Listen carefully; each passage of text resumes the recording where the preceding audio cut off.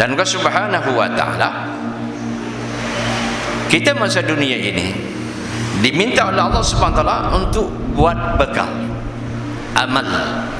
Wa tazawwadu fa inna khairaz zadi taqwa.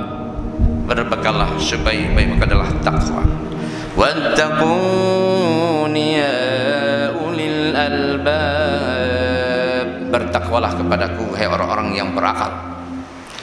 Bekal kita yang minta Allah adalah takwa.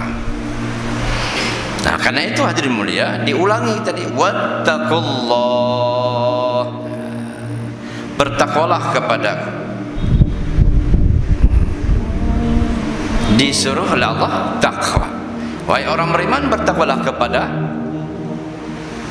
Allah. Nah, orang beriman